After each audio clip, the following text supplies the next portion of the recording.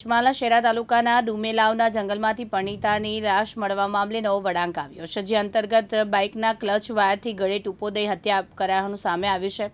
પોલીસે અજાણ્યા શખ્સ સામે હત્યાનો ગુનો નોંધી તપાસ હાથ ધરી છે। પોલીસ દ્વારા અલગ અલગ ટીમો બનાવી હત્યારાઓને શોધી કાઢવાના તપાસનો ધમધમાટ શરૂ કર્યો છે। આ ઘટના સ્થળેથી પરિણીતાની લાશ પાસેથી શ્રીફળ અને ફૂલ મળી આવ્યા હોવાને કારણે હત્યાનું રહસ્ય ઘેરાયું છે। પરિણીતાની હત્યા થઈ કેમ થઈ, કયા કારણોસર થઈ અને પરિણીતાની હત્યા જંગલમાં થઈ કે પછી હત્યા કરેલી લાશ જંગલમાં ફેંકી દેવાઈ હશે, તે દિશામાં પંચમહાલ પોલીસ દ્વારા તપાસ હાથ ધરવામાં આવી છે। 25ના રોજ શહેરા પોલીસ સ્ટેશનની અંદર એક બેનની હત્યા બાબતેની ફરિયાદ દાખલ થયેલી। એની વિગત એવી છે કે આ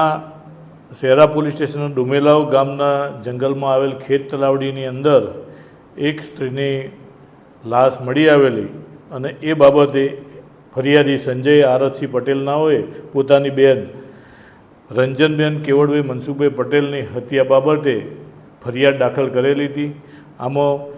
હકીકત એવી છે કે રંજનબેનને કોઈ અજાણ્યા ઈસમે ગળે વાયર લગાવીને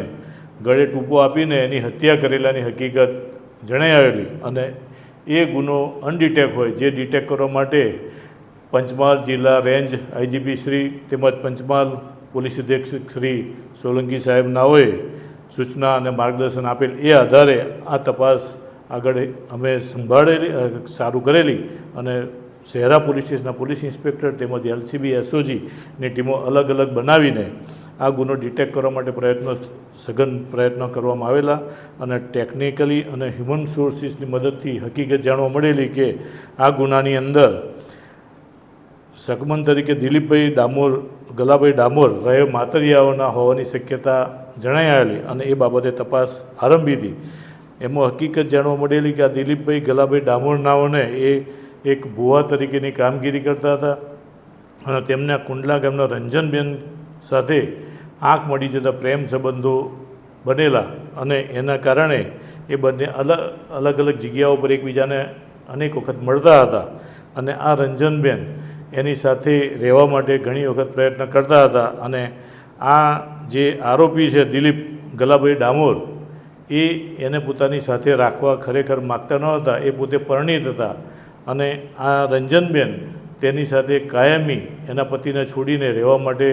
ફોર્સ કરતા હતા, જેથી એનાથી કંટાળી જઈને આ આરોપીએ 25 તારીખના રોજ 24-25ની નાઇટના રોજ આ બેનને ત્યાં બોલાવેલા અને એને બોલાવી એને ગળે પોતાના ઘરેથી જે વાયર લઈને સાયકલનો વાયર લઈને ગયેલો અને એ વાયર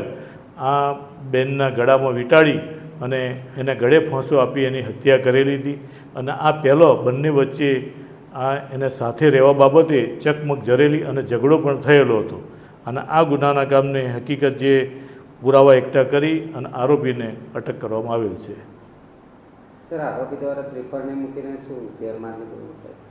આરોપી ભુવાની કામગીરી કરતો હતો એટલે એના ઘરેથી નીકળવાનું હોય તો આવી રીતે ઘણી વખતે કોઈ બીમાર હોય એની વિધિ કરવા માટે રાત્રિને જતો હોય છે એટલે ઘરેથી નીકળવા માટે આ બધી વસ્તુ સાથે લઈને નીકળેલો, જેથી કરી એના ઘરમાં પણ કોઈ શંકા જાય નહીં